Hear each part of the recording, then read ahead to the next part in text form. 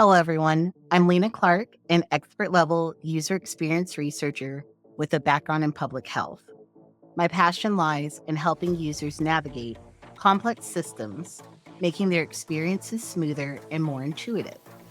Join me as I share the stories and strategies I use to guide users through the ever evolving worlds of public health, technology, and design. Please remember to hit the like button and subscribe to this podcast. It's the single best way to support my mission of bringing good UX to as many users as possible. Today, I'm sitting here with my assistant, Liz. Hello. She has some questions about my professional journey, and I get a lot of questions about my background, so I thought it'd be fun to record my answers. What sparked your interest in qualitative research and public health? So that's a good question. And I used to stumble over the word qualitative all the time and quantitative as well. Honestly, sometimes when I'm really busy, I will sometimes get the 2 words flip-flopped because 'cause they're just close enough to cause problems. So, there are 2 key moments in my childhood that set my career journey in motion. First, during the summers, I would help my mom, who was a teacher at the time, as she created her lesson plans. I began to realize that if a student had a learning language that was aligned with the default lesson plans, then they were more likely to succeed. However, with the right amount of resources and interventions, you can structure learning in a way that ensures all students, regardless of their background or barriers, can thrive within. From there, I went on to take on a variety of research challenges that were centered around instructional design. My work with American Sign Language led me to support young children that experienced developmental barriers as they developed communication skills. As my career progressed, I consistently found myself searching for opportunities to make education more inclusive. This fascination with rethinking education and, by extension, who is worthy of good education, led me to one of my crowning achievements, being inducted into the Delta Omega Honorary Society of Public Health for my instructional design work on the master's level core public health curriculum. I'm proud of that accomplishment because the students from that program went on to help the local and federal government with the COVID-19 response during the pandemic. So, that's how I became interested in instructional design. Research was a necessity if I wanted to create instructional materials that hit the metrics that I set for myself and the communities that I love. What was the other key moment? My introduction into public health is the other key moment from my childhood. As a young child, I remember my mother telling me that my uncle Elijah had a heart attack.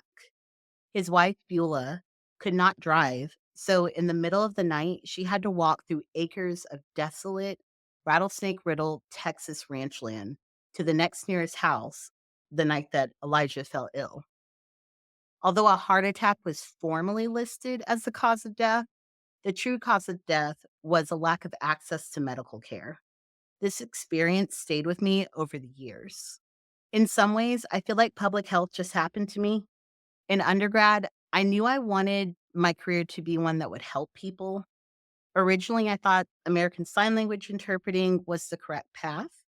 But as I watched my sister, who's now a doctor, go through her Master of Public Health courses, I realized I wanted to have a systematic impact that would improve systems for wider populations.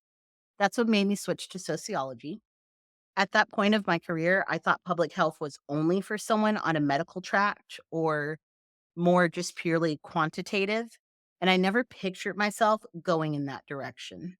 Upon completion of my bachelor's degree in sociology, my older sister encouraged me to apply to the Masters of Public Health program at Texas A&M University. I was on the fence because I wasn't sure how someone with my background would fit into public health. I only knew the hard science side of public health. Regardless, I entered the program, but I still had a lot of anxiety and worry I wouldn't belong in Excel. My first semester was still very quantitative in focus, and my peers were as well. Except in my second semester, we started going into qualitative research. Can you say qualitative? Qualitative. See, you got it. I had never heard that word before in reference to systematic interventions, and I'd never seen how the qualitative and quantitative sides could fit together at such a high level. I absolutely loved it. It fit perfectly with my sociology degree, my sign language interpreting experience, my public speaking experience, my instructional design, really everything that made me tick. I was even tutoring others by the end of that semester. And it turns out that I had been doing qualitative research for years already at that point. But it took getting my master's in public health to gain the actual vocabulary needed to describe my work. And you had never heard the word qualitative before you met me, right? No. Yeah, most people haven't. It's all good. By the way, this is really common for people that transition into the field of UX or user experience. We realize that we've always viewed the world through this lens of advocating for better processes and feel relieved when we find the vocabulary and tools to solidify what comes naturally to us. Did you have any questions? Yes, what was the O word? Omega, I believe? Mm. The Delta Omega Honorary Society in Public Health was founded in 1924 at Johns Hopkins University within the School of Hygiene and Public Health. The Alpha Tau chapter is for students from the Texas A&M School of Public Health specifically. In general, it's an award for public health students, alumni, and faculty to recognize and develop leadership that advances and sustains the health of the general public. So basically, I got an award for being really good at advancing public health. And since my big sister is a doctor, I will brag that I was inducted like 4 years before she was because I have to take all the wins I can get. What happened after you finished grad school? All right. So, in true Lena fashion, I took a unique approach to my career. My concentration in grad school was occupational health and my concentration in grad school was occupational health and safety with an emphasis on human factors research. It would have been easy for me to get a job in oil and gas upon graduation, but oil and gas research can move a little slow at times, and I wanted to experience research with faster turnaround times. Is that why you transitioned into tech? Yes. I moved to Austin and eventually got my first tech job, still focusing heavily on instructional design. However, when the COVID-19 pandemic hit, I was instantly able to use my research skills to adapt the enablement procedures of my department. I love that team. I've actually been super spoiled and love a lot of the teams that I've worked with over the years. But eventually I caught the attention of some other companies for my research with African American hair braiders. What does African American hair braiders have to do with tech companies? Great question. So it's very difficult to conduct that research because a lot of those braiders worked out of their homes. Additionally, there is a history of government entities mistreating this population. So when I went to conduct my research, I had to get them comfortable with letting me into their homes. And I had to put a lot of effort into ensuring that I was following IRB guidelines and truly respecting my participants. I didn't know this at the time, but tech companies can struggle to recruit participants for sensitive research projects. Imagine you work in cybersecurity for a foreign government, and all of a sudden, a researcher wants to ask you questions about your process and record it. That is a sensitive situation. However, that also usually means that a lot of money is on the line, and you need to create products that fit the needs of your users. So, IRB stands for Institutional Review Board. And basically, long story short, not that long ago, when people wanted to conduct research on humans, they would just go do it. They didn't have to make sure that the participants had what we like to call informed consent. So, what's important about informed consent is that you're letting people know what they can expect from the interaction.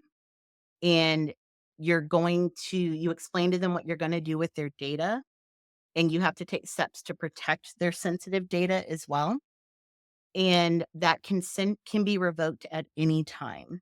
So just like when we talk about consent when it comes to sex or any other type of relationship, consent has to be given freely. It has to be given in a way to where the person understands the situation that they're entering, and they have to be able to revoke that consent at any time without fear of any repercussions. So if I tell you that it's okay to tell me no, but if you tell me no, I'm gonna shave your head off and glue feathers to your face and post those pictures on Instagram, that's not really you can't really give me a yes, because now you're afraid I'm gonna glue feathers to your head and post those pictures on Instagram. So a lot of researchers in the past made some decisions that we definitely would not consider ethical through today's lens. And it's a difficult topic because we got a lot of really good information about how the body works and how people's brains work. However, we are trying to make sure that we're not harming our participants or lying to them. And so the IRB is a board that they ask you a bunch of questions about the research that you want to do, what you're going to do with the information, if you're going to give people some money for their time or not, all those sorts of things. And then they'll give approval for you to conduct that research. So for the research I did on African American hair braiders, it was a little different from the other research that had been conducted in my department because they did more traditional, let's go into a factory, let's sample the air quality, or let's look at the ergonomics of those workers. So we actually had to reach out to another department that works with people that have previously been sex trafficked because that's a very at risk population. That's how we view the population, meaning that they're sitting in a position where they don't have or they may have limited power over their situation, their surroundings, the way that they can move about in society. And when that happens, as a researcher, you have to take extra steps to make sure that you're not causing more harm than good with the research that you're doing. So even though my participants were not being sex trafficked, I did have to look at how those studies were run in order to make sure that I was approaching my participants in a way that was protecting them in that vulnerable position. I'm literally sitting at their dinner table, and if I do the wrong things with that information, it can negatively impact their ability to feed their children. But you had to be cautious, very cautious. Yes. And so I don't always have to be that level of cautious with the research that I do. It depends what the topic is. And I always want to think what could happen if a bad actor got access to the information that I'm working with. And I try to take as many steps as I can to prevent that from happening and make sure that I always put the power in the hands of my research participants. So as I start to ask them questions, I remind them that if they don't wanna answer something, no is a complete sentence, or maybe it's that we stop a recording if we are recording. They tell me a little bit of information, and then it's not recorded anywhere, but I have additional context so that I do understand their perspective. Okay, is that why you know so much about hair braiding? The research study was a love letter to the community that supported me while I was in school. No matter how hard my classes were, I could go get my hair done and instantly feel connected to my roots, both literally and figuratively. When I learned about occupational health and safety guidelines, I realized this population was at risk for chemical and physical exposures and lacked support. Also, Black hair is art, and I absolutely love artists. How did you start your company?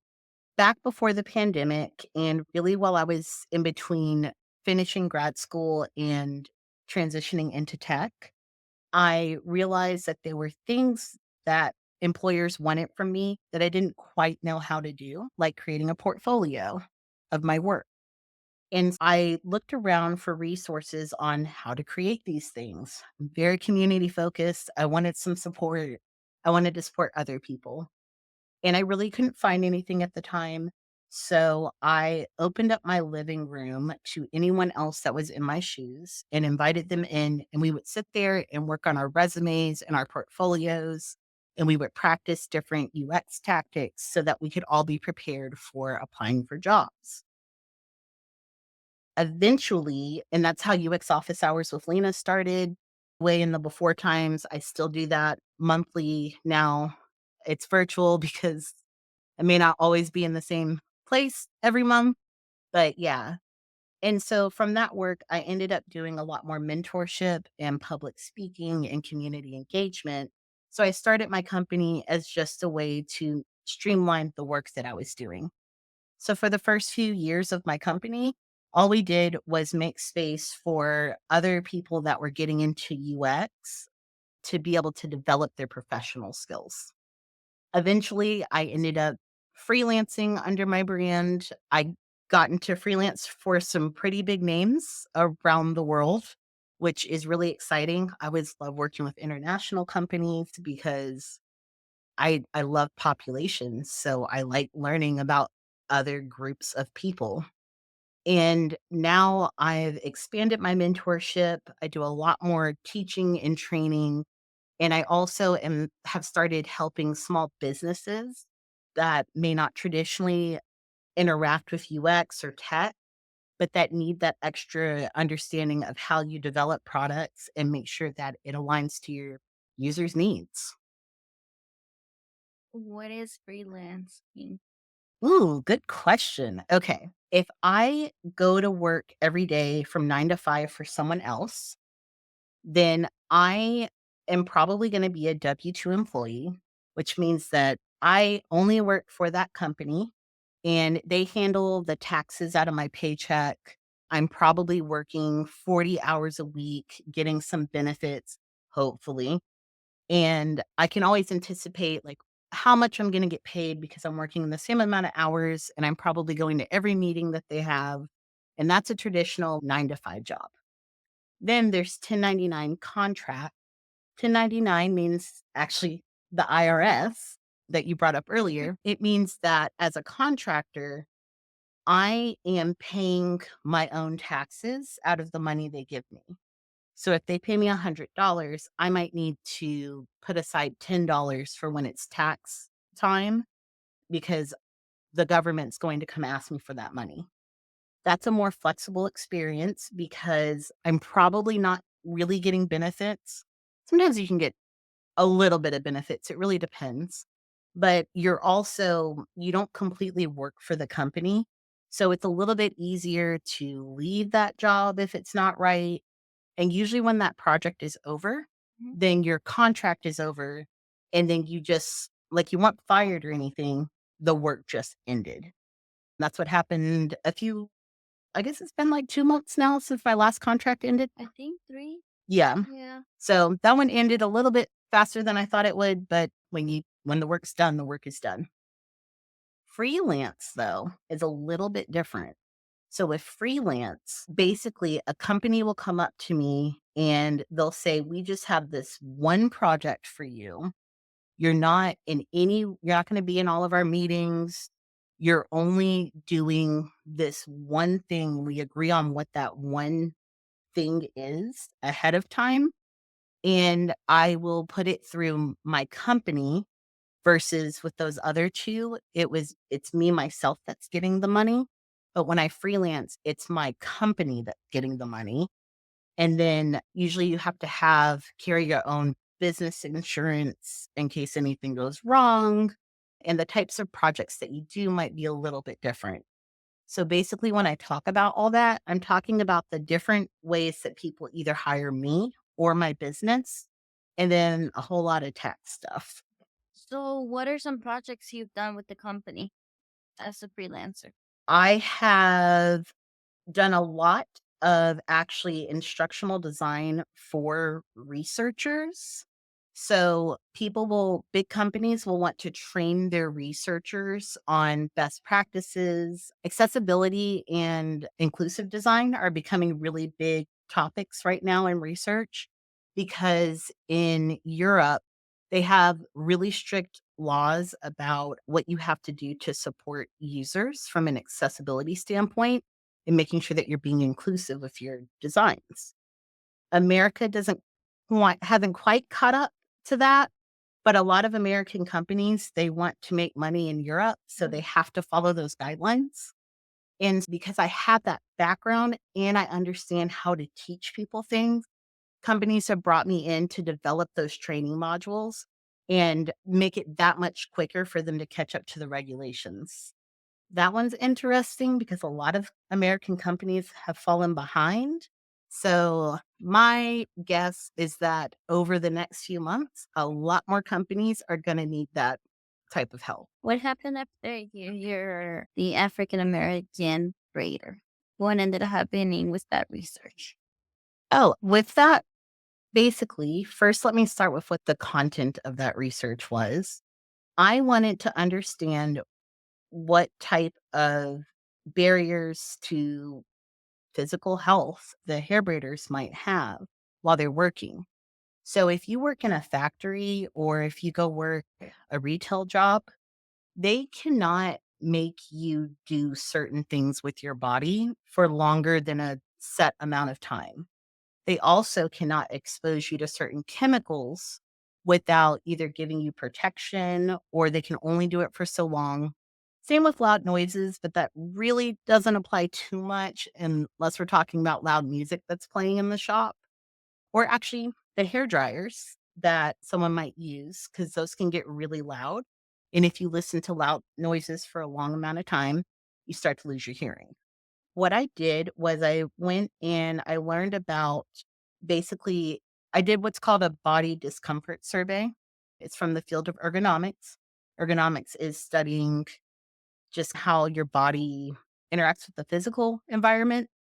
For example, you're sitting on a pillow right now because you're a little vertically challenged and the desk height, the chair height, where the microphone is not optimized for your body.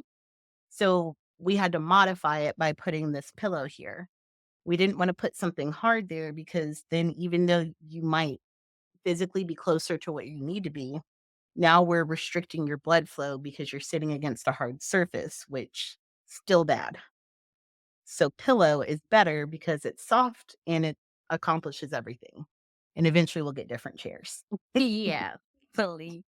because none of us like these chairs. No, and I was sitting on my knees the first time, and yeah, no. And so there's a reason that at a job, they wouldn't have you sitting on your knees for very long because after a while, it is not comfortable. And if you sit like that for too long, you can lose blood flow in your limbs. And then if that happens for too long, they might have to take your limbs away so that they can keep you alive. You'll hear that from me. Safety is written in blood is a very common thing that we say. It's because the things that we know about making it where someone can successfully do their job, the way that we learn that is because the bad things happened and we learned from them and we made new rules and we found a better way of doing so. So we have all this knowledge about how to keep workers safe when they're working in industrial environments or if they're getting flown up into space, if they're working out on oil rigs. And I realized that research had not been done for African American hair braiders. And so I applied all of those methodologies. I learned about different discomforts that they were having that were unique when compared to what industrial workers would have because they're using different parts of their bodies and they're using them for much longer than what those other workers are doing. And if they don't do these long 9, 12 hour shifts, then their bills are not getting paid. If they take a day off because their hands hurt, their bills are not getting paid. They probably don't have health insurance. And so most of them have children or other responsibilities. So they'll go work for 9 to 12 hours in a day doing hair, twisting their hands like this. Then they go home and they do more hair and they keep twisting their hands like this. So I always tell people, twist your hand like that. go on and do it in a circle. It probably feels weird. There's some muscles in there that you've probably don't normally move around. Now imagine doing that and going back and forth with it for 9 to 12 hours. No, I can barely do it, and it's what, 5 minutes? Yeah. And in addition to that, the hair itself, especially when you're working with synthetic hair, think of it as having the potential for a bunch of very microscopic paper cuts on your fingers because it's those fibers are sharp. Like how dental floss, if you press it onto your gum a little too hard, that can actually irritate your gum. Mm. And so those hair fibers that you're sliding your hands up and down this whole time can really make your skin sensitive. Now you've negatively impacted the protective layer of your skin, and now you're dealing with all sorts of chemicals. The hair itself can have chemicals on it, whatever gels or sprays that you're using to make sure the style stays nice and sleek or put together, that can have chemicals in it. And a lot of that is not as regulated as, say, the chemicals that you would interact with if your job was to paint cars in a factory in rural Ohio. And so all of that knowledge came together, and I was able to learn not only where was this population aware of those hazards or some of the hazards, they also each had different ways of protecting themselves from the hazards. What was missing was a way of communicating that with others because most of these hair braiders are self taught. They started when they were like 8 or 9 years old at home. It's not a lot of formal schooling. You can go to cosmetic school in the state of Texas, but they don't really talk about African American hair. As a side note, I used to go get my hair done at those hair schools because the instructors would be excited to see me coming because they could teach them about African American hair. That's what I learned is that, first of all, they experience a type of discomfort that we don't see in industrial workers because they're using what's called a fine twitch muscle in their hand. So you've got your big muscles that are used to movement, and then you've got your smaller muscles that they're not really used to a lot of movement. They can do a little bit, but they get really tired really quickly because their job is not to always be in motion, and there was that component, and then there was the community education piece. When I asked the population, "What can we do to support you?" A lot of them said, "We just wanna be able to have conversations. We wanna be supported in that. We wanna have larger conversations than the ones that we can have. We may not be grad students, but we are smart and we are educated in what we're doing," which very fair. Never underestimate your populations. We agreed that conversational YouTube videos was a really good education point. So we could talk about here's the different factors. Here's how to know if you should maybe change up the shoes you're wearing or if you should take a day off. My favorite was that the styles that hurt their hands, they would charge a lot more money for them because if you're charging $400 for something that hurts your hands, not a lot of people are gonna book it, like, you probably won't have 2 people in one day that book it, but in addition to that, you've now made enough money so that you can go recover, and you're not losing out on money, and your bills get paid. So, I thought that was cool. Thankfully, that was right when YouTube and Instagram and stuff was really kicking off, and so that was sufficient for that project. I have picked the project back up because what we're finding is that there's new types of hair on the market. There's one made out of banana fibers that I have not got my hands on yet, but I really want to get my hands on that and compare it. Also, there's a hair that I've not seen it in America, but when I'm in Southeast Asia, they have it, and I was able to pick some up on my last trip out there. So, what I wanna do is get all these different types of hair and compare what it's like to grip it and do different styles with it, because if there's when we look at a job and we look at improving a process, we look at everything. Can we make it not take as long? Can we make it where the materials that we use are a little bit better? Think of it as the difference between using like a Harbor Freight tool versus, and I know what's the DeWalt or what do people pay a lot of money for tool wise?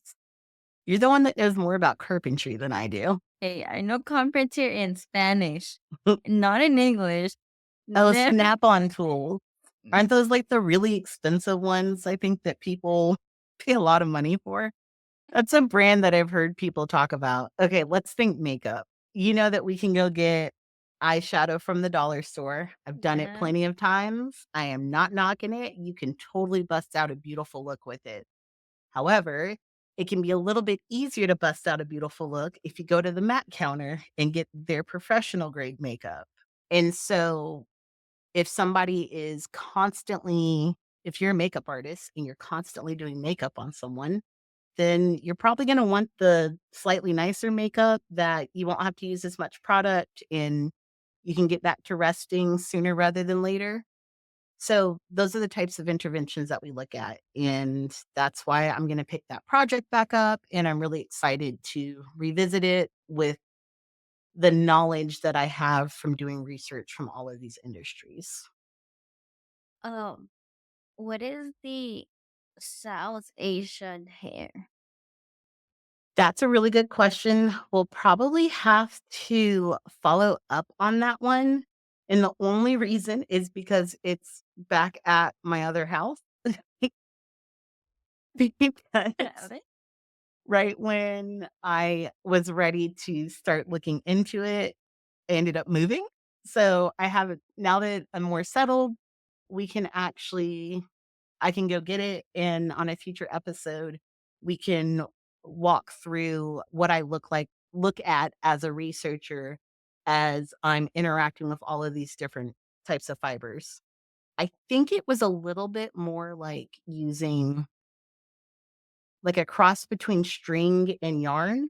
So it's a lot softer and the fibers are just completely different. But I also don't know if I were to put that in my hair, would it last as long as if I used the other types of hair that they had? Which for some people, it's okay to have the style in for just a couple days. I've done that before for the festival, but sometimes I want it to last 4 and 6 weeks. How about this banana hair you were talking about? Oh, yeah. Okay, so don't quote me. I think what they do is the leaves from the banana tree, they, like, weave that into fibers, but I'm gonna have to look into it more because when it came up on my Instagram, I was, like, not in a position to just go buy a whole bunch of this hair, but now it's just been weighing on my mind, so I think it would be so cool. I actually wanna see if I can talk to the people that made it because I know that it was made by some Black scientists, and so the goal if you've got okay, so the skin is the largest organ on your body. So anything that comes into contact with it, it can go through your skin and get into your body. And over time, that can build up within your body and it can impact fertility. It can disrupt your hormones, all sorts of things. So, a lot of the cheaper hair that you can buy and put into these styles there's been a lot of concern about what is on that hair and what is then seeping into our skin. Especially the skin on your face is going to be thinner than the skin in other parts of your body. Your hair's touching your face right now. It probably touches your face for hours on end. If year after year you have that touching on your face and seeping into your body, what are the health implications? More and more research is happening. But that's why Black scientists and other scientists as well, but obviously, if you're going to work on this problem, you have to understand the problem space. Who understands the problem space? Black women scientists have been trying to find other things to make the hair out of that are better for you, better for the environment, and I'm sure that there's other benefits that they've come up with. Okay. So I think that explains who I am, what my background is, and I guess you've gotten to hear a little bit about what I'm passionate about as well. I don't want to say unique. There are a lot of amazing researchers out there.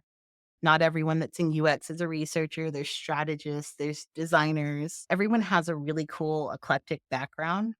Something that I've noticed about myself is that I am industry agnostic. So I will go work for a company. Sometimes I'll work for a fintech company. Sometimes I'm working with the people that help you put people up in space. Sometimes I'm helping companies that create really good furniture at low prices. And you need to understand how to put that furniture together, especially if maybe you're missing a limb or you have low vision, but you still need to read the instructions. So I worked in all these different industries. I don't have a favorite. I don't even have a least favorite. I just like helping users as they navigate complex systems. And yeah, that's a lot of what I plan to talk about on this podcast. And thank you, Liz, for sitting with me today. You're welcome. Thank you for having me. Absolutely. Definitely going to have you back.